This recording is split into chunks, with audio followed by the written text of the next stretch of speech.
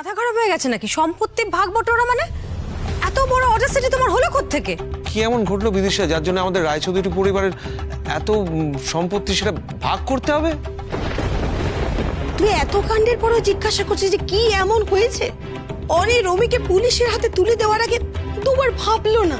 সেটাও just for a completely outsider, একেবারে পরিবারের বাইরের একটা মানুষের জন্য। তাহলে তো এরকম ভবিষ্যতে যে কোনো দিন হতেই পারে যে রমি আর রিয়াঙ্কাকে ওদের এই সম্পত্তির অধিকার থেকে বঞ্চিত করা হলো। তখন কি করবো আমি? কোথায় দাঁড়াবো? আমার নিজের সন্তানদেরকে আমি পানির জলে ভাসিয়ে দেবো? তুমি তখন থেকে দোষারোপ করছো বিদিশা যে অনি তোমাকে তোমার ছেলে মেয়েকে কখনো আপন বলে ভাবেনি, সৎ বলে ভেবেছে। কিন্তু এখন তো তোমার কথা শুনে মনে হচ্ছে তুমি কোনোদিন অনিকে আপন ভাবতে পারোনি। তোমার একটা কথায় ও রবিতকে ছাড়িয়ে নিয়ে এলো, ওর গলতি মাফ করে দিল, তারপরে তুমি এরকম করে বলছো দিদি? হ্যাঁ বলছি দর্শনা, কারণ অনির জন্য আমার পক্ষে যা কিছু করা সম্ভব আমি সবটা করেছি। আমি অনিকে রমিত আর রিয়াঙ্কার থেকে কোনোদিন আলাদা চোখে দেখিনি। তাহলে আজকে দেখছো কেন? আজ কেন দেখছো? আজকে এই সমস্ত প্রশ্নগুলো কেন উঠছে? সৎ আপন কে পর কে কাছের কেন উঠছে এই সমস্ত প্রশ্ন আজকে? তোমার নিজের ছেলে, তোমার রক্ত, তুমি খুব ভালো করে জানো বিদিশা সে কত বড় অন্যায় করেছে। তাহলে মা হয়ে আজকে ছেলেকে শাসন করতে পারছো না কেন?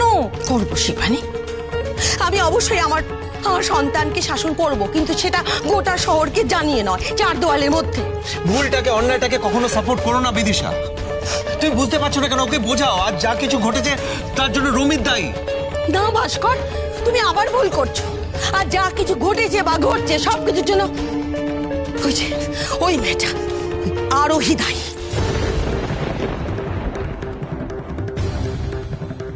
মানে এতে আরোহীর কি দোষ? মামনি কিন্তু কিচ্ছু ভুল বলেনি। না না, শোনো আমার কথা, শোনো আমার কথা শোনো। আরোহী জবে থেকে এই বাড়িতে এসেছে অশান্তি কিন্তু লেগেই আছে।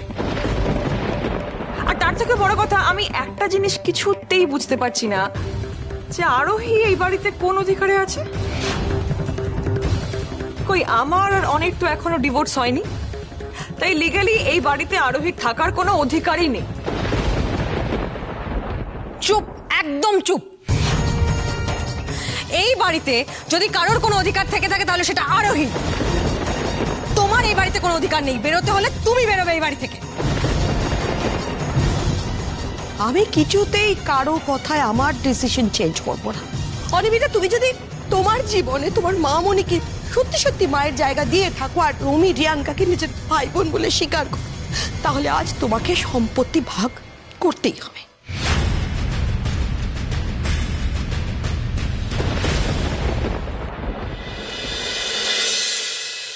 মা,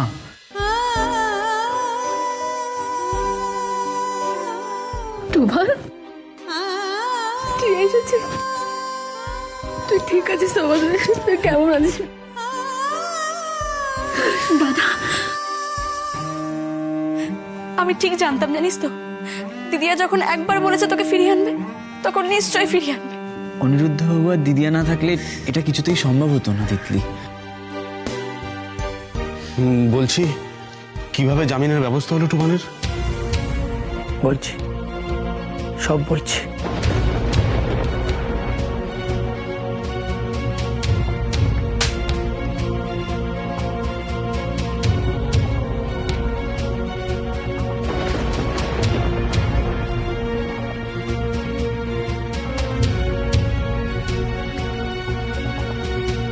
রমিত জেনে বুঝে এরকম কোনো অন্যায় করতেই পারে না।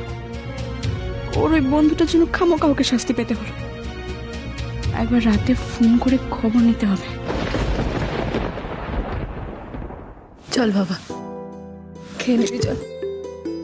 তোর মুখ চোখ তো একদম শুকিয়ে গেছে বাবা। আমি না তোকে নিজের হাতে খাইয়ে দেবো। হ্যাঁ রে, তুই কি জানিস না শান্তি আর মানিক আমাদের কত ক্ষতি করেছে? তারপরেও তুই ওদের কাজটা করতে রাজি হয়ে গেলি। আমার ভুল হয়ে গেছে বাবা।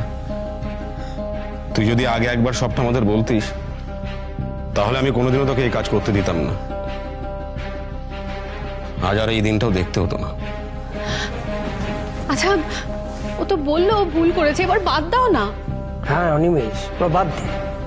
যা হবে তা তো হয়ে গেছে, সব তো মিটে গেছে। তিতলি তুমান তোমাদেরকেও বলছি এখন অন্যদিকে কোনো নজর দেওয়ার দরকার নেই। হ্যাঁ, মন দিয়ে খালি লেখাপড়াটা করবে। রোজগারের জন্য তো আমরা আছি, তোমাদের অন্য বিষয়ে মাথা ঘামাতে হবে না। বলছিলাম যে এবার তোমরা সবাই খেয়ে নেবে, চলো চল বাবা আয়।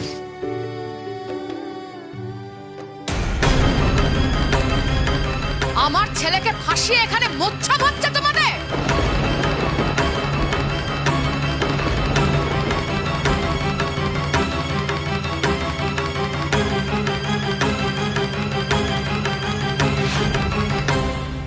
বল অনি, বল সবার সামনে বল যে আজ কোনটা তুই বেছে নিবি, সম্পত্তি না তোর মামনি আর তোর ভাই বোনেদের?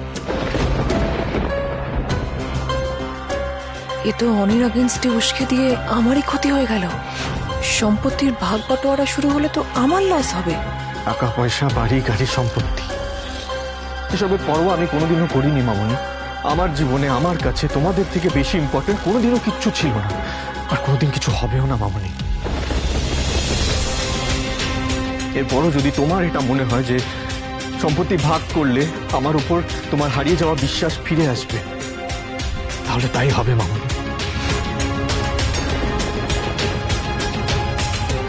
তাহলে সম্পত্তির 50% তোকে রমি আর রিয়াঙ্কাকে দিয়ে দিবি।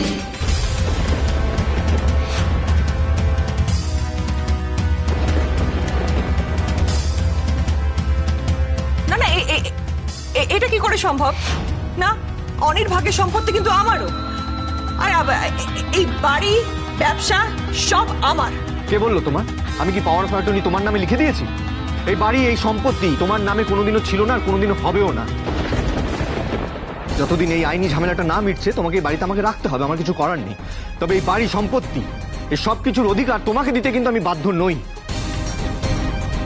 তোমার সঙ্গে অনির ডিভোর্সটা হয়ে যাক, তারপর এই বাড়িতে অনির স্ত্রীর মর্যাদাও আরোহী পাবে, অনির সম্পত্তিতে অধিকারও আরোহী পাবে। মামনি, এই সম্পত্তির 50% আমি শুধুমাত্র রমিতা রিয়াঙ্কার নামে লিখে দিতে পারবো না, এটা হয় না মামনি। তুমি একটা জিনিস ভুলে যাচ্ছ বিদিশা, এই বাড়িতে যা যা আছে সম্পত্তি সবকিছু অনির মায়ের। রুকমার নামে এই সম্পত্তি রুকমার বাবা লিখে দিয়েছিলেন, আর রুকমা অনির নামে লিখে দিয়েছে। পাওয়ার অফ অ্যাটর্নি অনির নামে। অনি না চাইলে এখান থেকে এক কানা করিও তুমি ফোর্স করে নিতে পারো না। বাহ বাহ বাবা, তাহলে কি দাঁড়ালো? যে সম্পত্তি ভাগ বাটোয়ারা করার ইচ্ছে বা মানসিকতা কোনোটাই তোর নেই। আজ তুই সবার সামনে প্রমাণ করে দিলি বেটা যে তুই তোর ভাই বোনেদের এতটুকু ভালোবাসিস না। তা নয় মামনি, কিন্তু সিমরান আরুকে বঞ্চিত করে আমি রমিত রিয়াঙ্কার নামে 50% লিখে দিই কি করে? এটা তুমি আমাকে বলো। বাহ বাহ বাহ বাহ বাহ বাহ বাহ, চমৎকার অনি। আজ তুই তোর মামনির কথা, আমার কথা অগ্রাহ্য করছিস। বাহ, জীবনে আমার এই দিনটা দেখাই বাকি ছিল। এত কষ্ট করে তোকে আমি। কি করছোটা কি মম? লস করাচ্ছ কেন? কিসে লস?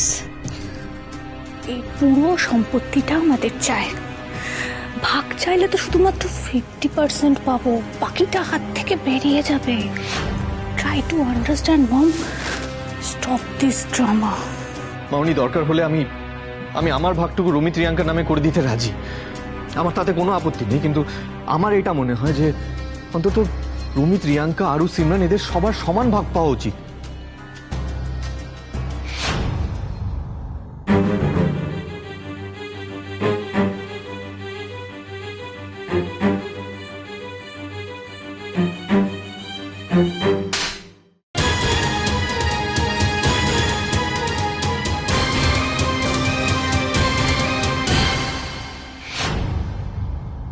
আমার ছেলেটাকে ফাঁসিয়ে এখানে এসে সব মিলন উৎসব হচ্ছে। হ্যাঁ, তুফানের জীবন কিভাবে ছাড়খাড় করে দিতে হয় সেটা আমি খুব ভালো মতো জানি।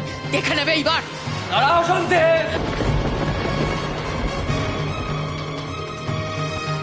কেউ কাউকে ফাঁসায়নি শান্তি, আসল অপরাধী যে সে শাস্তি পেয়েছে। কে অপরাধী? আমার ছেলে। আমার ছেলে অপরাধী হতেই পারে না, আমার ছেলে কোনো ভুল কাজ করতেই পারে না। তোমার গলাবাজি দেখে আমি অবাক হয়ে যাচ্ছি শান্তি। তোমার ছেলে হাতে নাতে ধরা পড়েছে, তারপরেও তুমি এ কথা বলছো। ষড়যন্ত্র, সবটা তোমাদের ষড়যন্ত্র।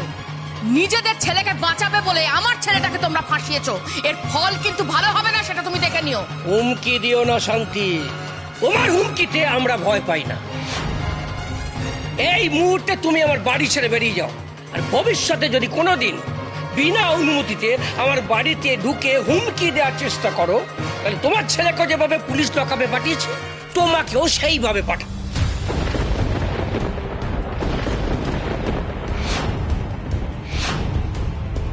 পঞ্চায়েতে অনেক ছেলে খেলা করেছো তুমি, তোমার যত চুরি অনৈতিক কাজ সবকিছু পর্দা ফাঁস করে দেবো আমি। তার আগে তোমার পরিবারের শেষ এই শান্তি মণ্ডল করে দেবে পরিতোষ চক্রবর্তী, তুমি মনে রেখো।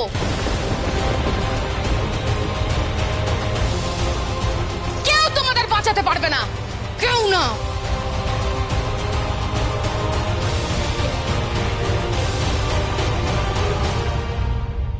দেখ, নিজের চোখে তাকিয়ে দেখ তোর এই দা ভাই, যে তোর মমের শিক্ষায় বড় হয়েছে, তার শিক্ষাটা তাকিয়ে দেখ।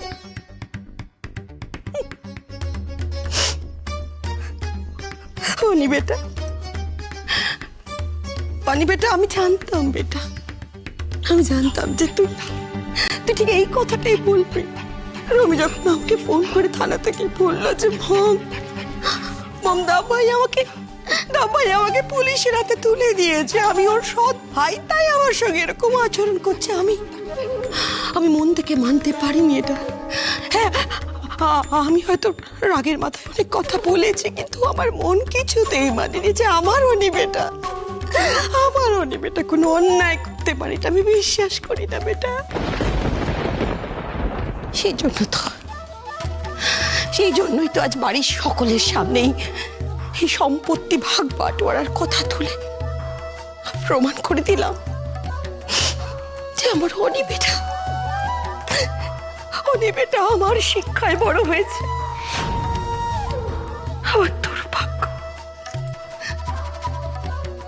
আমার সত্যি দুর্ভাগ্য যে আমি